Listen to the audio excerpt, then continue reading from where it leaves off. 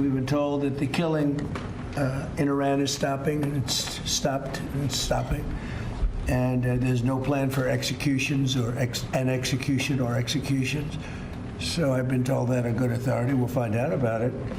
I'm sure if it happens, we'll all be very upset, including you will be very upset. But that's just gotten to me, some information that the killing has stopped. That was President Trump yesterday giving an update on what he has been told on the deaths of Iranian regime protesters.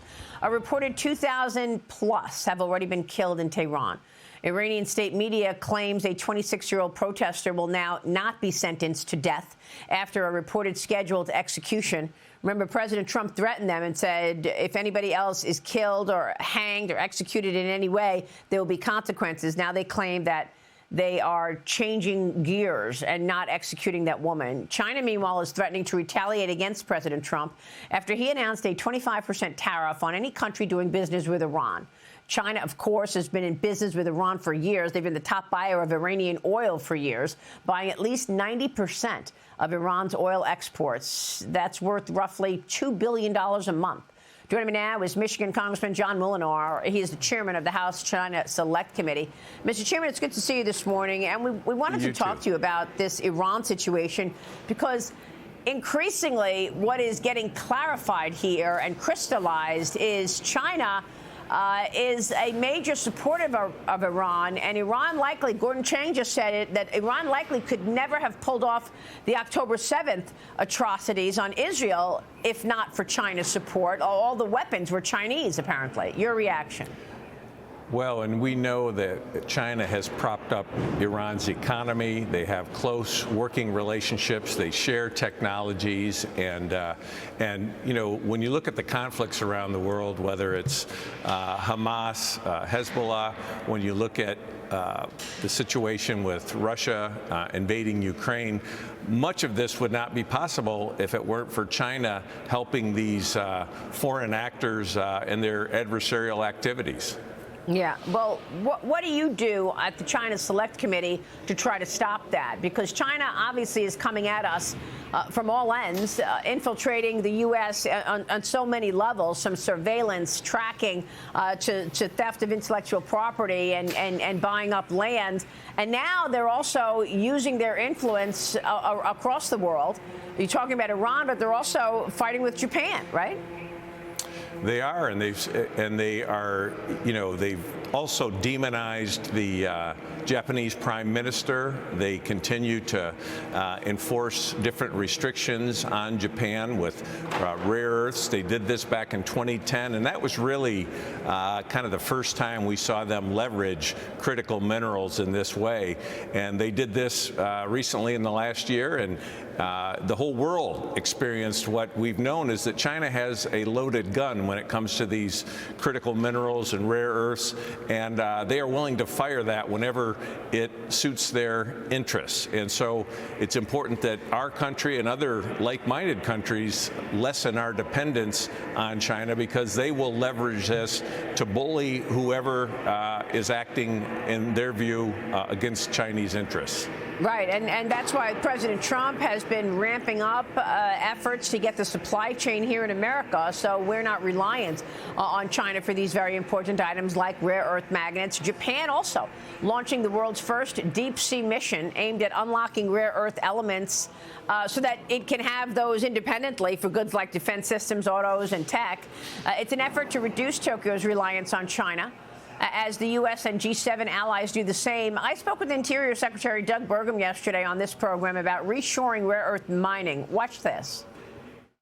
President Trump in this administration very focused on not just drill baby drill, but map baby map and mine baby mine. We've got to get ourselves back in the mining industries in this country, and that includes the rare earth minerals and the critical minerals we need for automotive, for defense, for high tech. They're essential to everyday life today to have our capability here and have it be secure. There's a resolve among the free world to not get in this position where China can have a stranglehold on the minerals. So, Mr. Chairman, what can you do at the China Select Committee? I mean, look, we've talked about this over and over again, but when you're taking a look at China and its support of Iran, Roger Robinson has told us that the 40 Chinese companies primarily responsible for propping up Iran are all traded on U.S. exchanges. Yeah.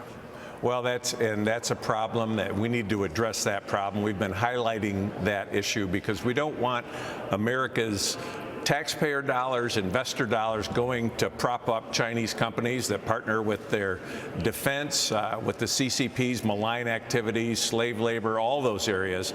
But in the area of critical minerals, our select committee has already, I met recently, just yesterday, in fact, with Ro Khanna, who's the incoming ranking member, and we talked about how we can work together on lessening our dependence in the area of critical minerals and rare earths, partnering with like-minded nations, doing this in a bipartisan way with the authorizing committees in Congress, partnering with the administration to support this all-hands-on-deck effort, because I think this is a call to action.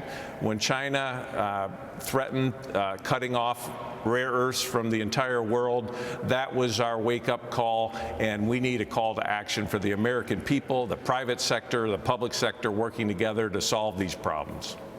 I mean, with all due respect, I think our wake-up call should have been during COVID, when during COVID we needed, lots of items, gloves, masks, et cetera, and China cornered the market. And then they threatened the United States, saying on one of the social media sites, Chinese propaganda, Xinhua News or something, maybe we won't send the drugs needed to America for Americans that they need so much. And of course, that highlighted the fact that we are reliant on China and India for 90% of the underlying components of prescription drugs. Are we still 90% made in China and India right now? I mean, that was, when was COVID? 2020. It's 2026.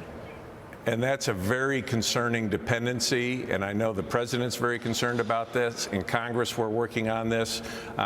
We in the National Defense Authorization Act, we put in our biosecure legislation. We need to do a lot more to lessen our dependence on Chinese affiliated companies and strengthens our American approach on this.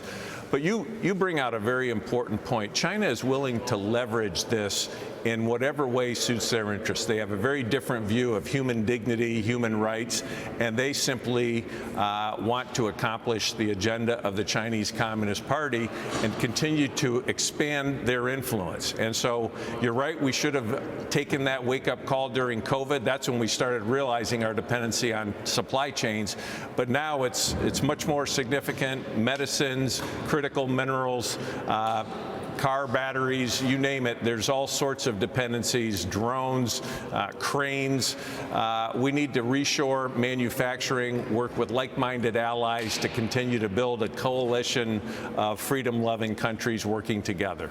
I mean, Mr. Chairman, it's absolutely extraordinary to me that we learn front and center that the Chinese threatened the United States, that they're not going to send us our prescription drugs. And we still, I mean, what did Joe Biden do about it? Nothing is done after we get that threat in the middle of COVID. And here we are 6 years later still talking about the reliance on China. We needed President Trump to come in and threaten tariffs on everybody so that the corporate America could get the memo that these are national security issues. I mean, give me a break. Well, you're right. And, China's thinking over the 100-year plan. We're thinking quarterly profits in this country. And we need to collaborate with the private sector, thinking through longer-range strategies and how we can continue to grow our workforce, our manufacturing capabilities. When you consider where America was just a few years, decades ago in terms of leading in manufacturing, how we've outsourced that, and China is now in this dominant manufacturing position. We've got to reverse that and rebuild American manufacturing. I'll tell you, thank God for President Trump and his vision for all of this. He knows exactly who his customer is and exactly who's complicit and is taking care of all of this, but it should have been done years ago. Look, real quick, Senate Republicans have blocked that bipartisan effort, which would have limited President Trump's war powers. GOP Senators Josh Hawley and Todd Young reversed reversing their positions from last week's vote. Now they went with the president on the War Powers resolution. The vote ended up 50-50 with Vice President J.D. Vance breaking the tie. Mr. Chairman, what's your reaction now in terms of now President Trump not having his wings clipped in terms of what he can do as commander-in-chief? Absolutely. He's commander-in-chief. He executed an operation that was flawless, and people around the world are better off because of it.